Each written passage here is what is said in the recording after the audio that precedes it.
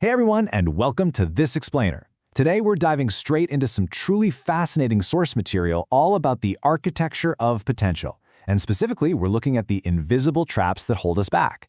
You know, when we dig into the research on high achievers, a really clear pattern starts to emerge. It's almost never a lack of resources that keeps people stuck. No, it's actually a series of hidden psychological tripwires. So if you've ever felt that frustrating, persistent gap between where you're standing right now and where you objectively know you could be, well, you're absolutely in the right place. We're going to break down exactly why that gap exists, and more importantly, how the data says we can finally close it. Let's get right into it. Okay, I want you to start by picturing a hypothetical scenario straight from our source text. Imagine walking into a room and meeting two totally distinct versions of yourself. The first one is the person you are right now, today. The second one, though, that's the person you could have become if you had embraced literally every single opportunity, faced every fear, and stayed perfectly consistent through every curveball life threw at you over the last 10 years. So, which version would make you proud? It's a pretty heavy thought, isn't it? It instantly highlights this profound, uncomfortable friction between our present, comfortable reality and our completely unfulfilled potential. So that brings us to section 1. Two versions of you. Today versus your potential. Right out of the gate, there is a massive myth we need to totally dismantle. Most folks fundamentally believe they fall short of their potential simply because they lack talent. You know the drill, they think, oh, I'm just not mathematically gifted enough, or I don't have that natural, outgoing charisma to be a leader.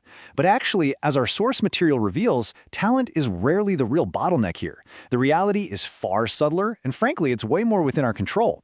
The absolute biggest obstacle isn't a lack of inherent ability. It's the deliberate choice of comfort. We consistently pick the easy road over the meaningful one, mainly because our brains are literally hardwired to conserve energy and dodge discomfort at all costs. Moving on to section 2, the comfort trap. Save today, costly tomorrow. Now, the really tricky thing about comfort is how deceptive it is. The source material puts it perfectly. Comfort feels safe, it asks for nothing today. But over time, it quietly takes everything tomorrow. Let that sink in for just a second. Comfort doesn't come in with a megaphone, loudly announcing it's here to sabotage your future. Not at all. It just offers you a nice, soft place to land right now, completely avoiding any immediate demands on your time or energy. In the present moment, it feels entirely logical. But man, the long-term cost of that continuous comfort, it's astronomical. It quietly sneaks in and steals that future, highly capable version of you we were just talking about. See, we tend to think that our potential gets destroyed in some massive single dramatic moment, like a huge public failure, a catastrophic business bankruptcy, or a defining personal disaster. But honestly, it is almost never like that. Potential actually vanishes through hundreds of tiny, seemingly insignificant choices. Every single time you choose the famously easier path instead of the meaningful one, you're making this microscopic decision that fundamentally shapes your trajectory. Think about it. Deciding to hit snooze and sleep in for 30 extra minutes instead of working on that side project. On a random Tuesday, it means absolutely nothing. But over 5 years, it means everything. And this compounding effect happens right there in the margins of our daily lives. It's the workout skipped, the book never opened, the difficult conversation completely avoided, the big dream postponed until some mythical someday.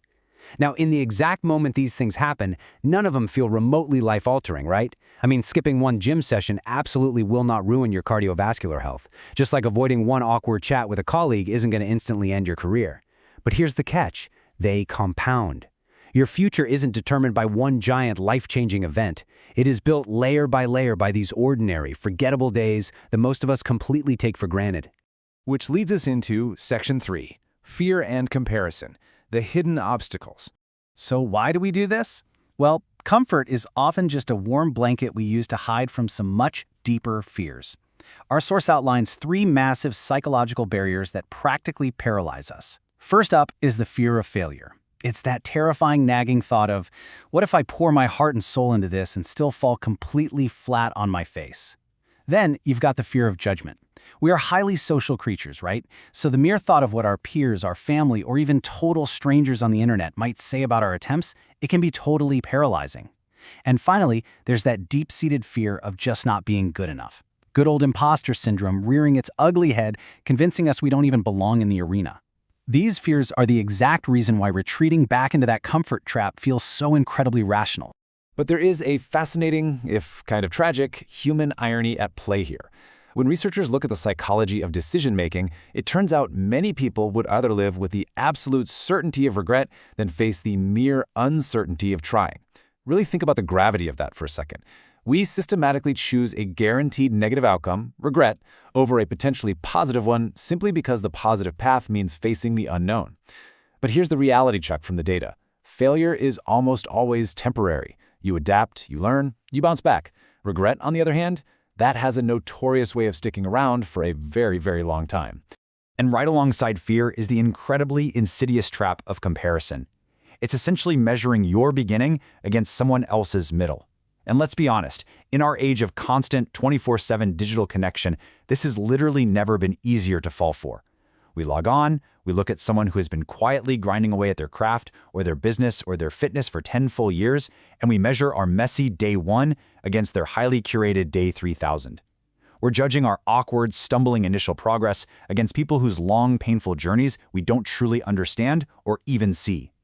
And the inevitable biological and psychological result of that mismatched comparison? Just deep, paralyzing discouragement. So how in the world do we fix that? Well, the source material offers a really critical reframe here, highlighting the only metric that actually matters. The only meaningful comparison is between who you were yesterday and who you are today. That's it. That is the only baseline that is accurate, that's fair, and that is based on the exact same set of starting resources. True growth is a purely internal metric. Listen, if you are a fraction of a percent better, or more knowledgeable, or even just a tiny bit more disciplined than the person you were 24 hours ago, you are winning the only race that actually exists. That takes us to Section 4, the sculptor's approach, building potential one decision at a time. First things first, we have to recognize that real growth is rarely loud. It's not flashy. It is incredibly quiet. In fact, it's largely invisible to the outside world, kind of like a root system growing deep, deep underground way before a tree ever breaks the surface. Ultimately, it comes down to choosing discipline when motivation inevitably disappears. Because let's face it, motivation is just a feeling. It's fleeting, it's unreliable.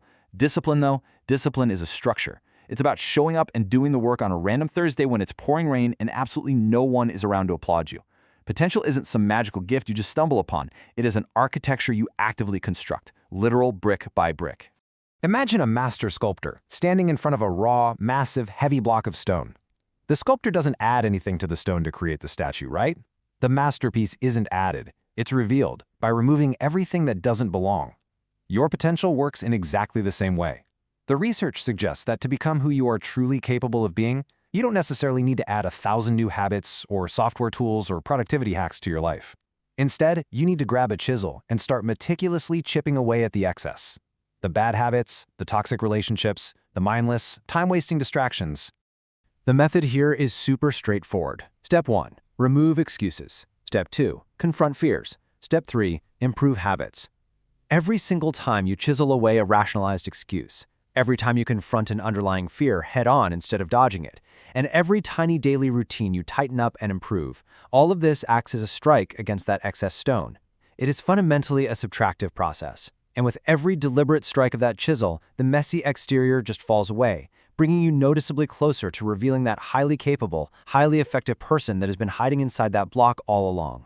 As we get near the end of our explainer today, I want to ask you to project yourself into the future.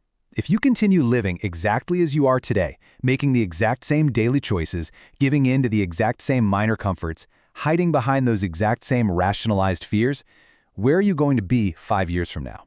Just fast forward the tape of your life. It's a pretty sobering exercise, honestly. Will that future version of you be genuinely grateful for the choices you're making right now, today? What's truly relieving about this whole concept, though, is that reaching your potential is absolutely not about becoming someone else entirely. You don't have to transform into this unrecognizable stranger with a flawless, robotic personality. No way. It is simply about refusing to settle for a lesser version of yourself.